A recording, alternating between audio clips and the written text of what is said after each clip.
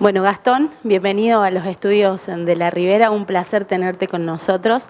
La Fundación 2030 siempre nos invita a pensar y a repensarnos como comunidad en la ciudad de Río Cuarto, también en el contexto de la Argentina.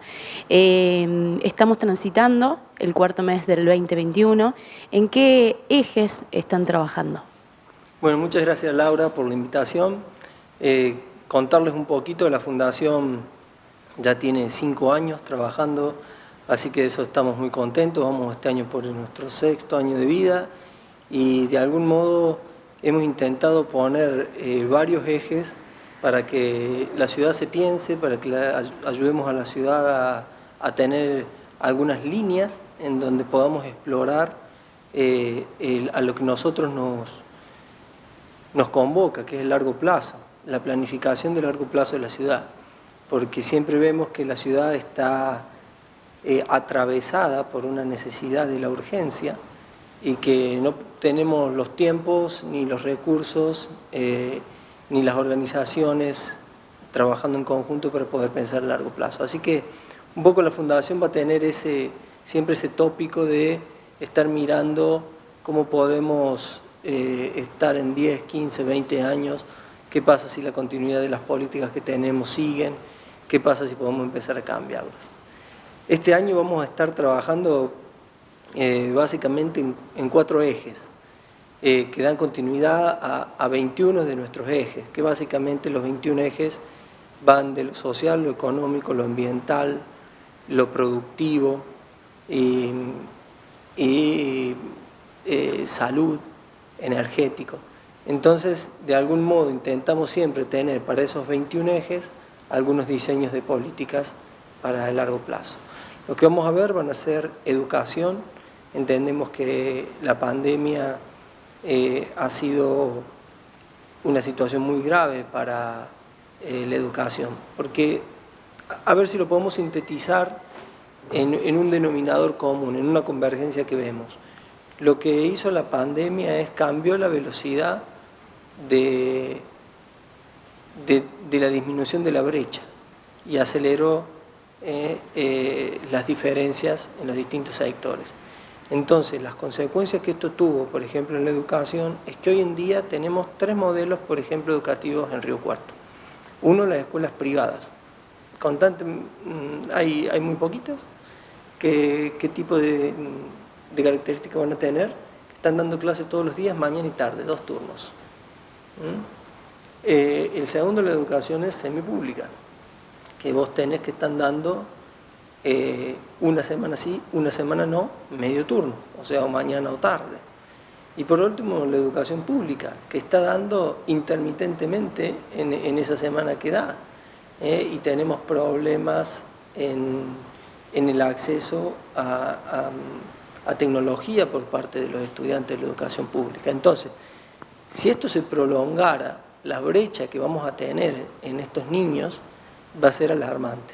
Entonces ya tenemos que estar pensando cómo podemos empezar a planificar una convergencia en el tema educativo. ¿Por qué es tan importante el tema educativo? Porque el tema educativo es el primer eslabón y el más importante del proceso de movilidad social de un país. Entonces, la educación te permite salir de la pobreza, la educación te permite un trabajo en blanco. Si ya tenés trabajo en blanco y no sos pobre, tus niños no se mueren cuando nacen, baja el riesgo de la mortalidad infantil, mejoran las condiciones de salud, tenés una vida más próspera, tenés mayor esperanza de vida. Y de eso se trata, hacer políticas públicas, mejorar la calidad de vida de los habitantes. Entonces la educación va a ser un factor muy importante.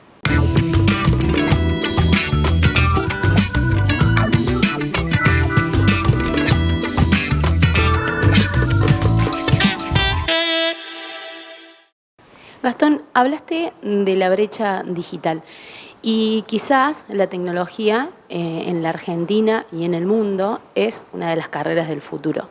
Entonces, ¿qué hacemos con esta generación de niños y niñas que están creciendo con esta brecha digital? Sí lo es, así es. La tecnología y lo digital va a ser y los está haciendo el desarrollo del futuro. No está todo perdido, lo que necesitamos de algún modo es reinventarnos.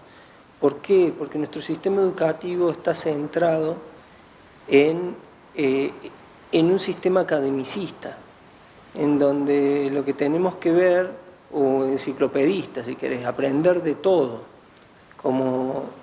y no podemos medir el impacto de cada cosa que aprendemos en, por ejemplo, la rentabilidad que eso podría tener. Por suerte, la era digital permea en todas las capas sociales. Hasta los más pobres lo primero que hacen es intentar ahorrar para conseguir un celular. Entonces la pregunta es cómo podemos adaptarlos a ellos a esta nueva vida digital. Bueno, evidentemente mucho trabajo que hoy en día se basa en el comercio, con cursos relativamente cortos, la gente hoy en día, las empresas, los pequeños comercios están reinventándose, que eso es lo que ocurrió en la pandemia, y están mudando con nueva tecnología a plataformas virtuales. Y algo muy interesante, unos meses antes de la pandemia de 2020, por noviembre de 2019, hicimos una reunión con unas 25 empresas de Río Cuarto, medianas, pequeñas y algunas grandes. Y lo que indagábamos era cómo iba su transformación digital para las plataformas de venta online. Y la verdad que, salvo 2 o 3, 4, el resto estaba en una etapa muy primigenia del conocimiento de eso. Se ve que Río Cuarto era y sigue siendo, pero cada vez menos, en términos físicos, el lugar de compra de nuestra región, ¿no? La gente venía a nuestro centro, compraba acá, pasaba el día en Río Cuarto y sí, y los riocuartenses también. Hoy en día, en la era digital, esto está cambiando aceleradamente. Todas esas empresas las fuimos consultando luego en pandemia y todas habían hecho un proceso de transformación hacia la era digital.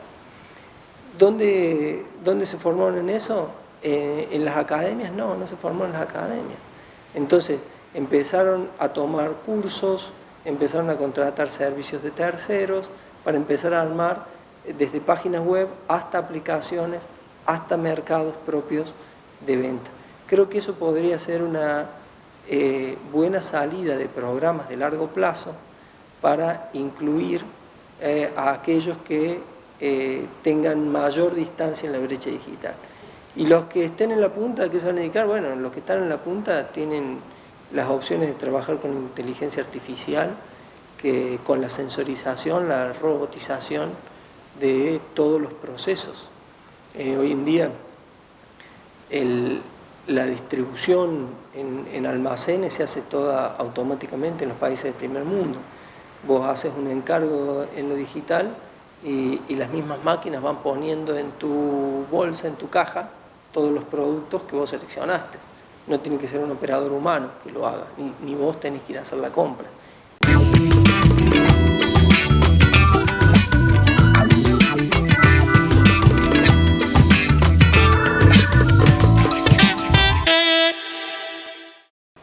¿Crees que los gobiernos locales son conscientes de este proceso, de esta transformación que se está dando? Y asimismo, en esa línea, ¿están pensando algunas políticas a largo plazo, sobre todo acá en Río Cuarto? Bueno, ahí vos comentás bien una paradoja. Son conscientes, pero la política no es consistente. ¿Por qué no está o no es consistente? Porque principalmente a ellos los apremia la urgencia, no el largo plazo. La política en sus distintos niveles es un salto. Vos estás hoy en día como intendente, tenés que después llegar a diputado, tenés que llegar a gobernador, tenés que salirte de esto para seguir de algún modo tu carrera. Y así en los distintos niveles, ¿no? Entonces, lo que más te va a preocupar a vos es lograr una política eficiente en el corto plazo, es decir, el primer puñetazo grande. Y eso los tipos no están enfocándose en ese tipo de transformaciones. Hay algunas áreas que no tienen gravitación, Eso es lo que pasa. Entonces, esas áreas sin gravitación hacen desarrollo, hacen alguna planificación, pero quedan en el cajón. Viene la próxima administración de un signo político distinto y se cae. Y lo principal de esto es el problema de hacer política pública. El armado de la política pública, siempre nosotros en Argentina nos gusta hablar de un término de Osla que decía de política de Estado. Que eso como las políticas de largo plazo que queden, que trasciendan 1, 2, 3 administraciones de distintos signos políticos. Eso se logra básicamente cuando vos tenés acuerdos con los distintos actores de la política pública, como en este caso en la política tecnológica. ¿Con quién tenés que acordar? Básicamente tenés que acordar la situación con los distintos partidos políticos, con las distintas organizaciones, con los gremios, con los actores gravitantes de la política local. Y esos acuerdos no son llamados a una mesa. ¿Por qué no son llamados? Porque ni el oficialismo, sea quien sea, quiere darle la medalla a la oposición de decir nosotros estamos trabajando con el oficialismo para armar una política, y quiere esmerilar a todo lo que no sea oficialismo, y siempre pasa lo mismo. Entonces queda una política sectorial. Entonces, ¿cuál es el objetivo de la oposición cuando cambia? Es cómo va a desbaratar eso. Y muchas veces, lo más triste, es que cambian de nombre, cambian de persona, para hacer un cambio de esa política y empezar de cero hacia lo mismo que tenían que haberle dado continuidad. Es necesario entonces, en esta línea, lo que estás planteando, pensar, pero realmente, en un trabajo colectivo.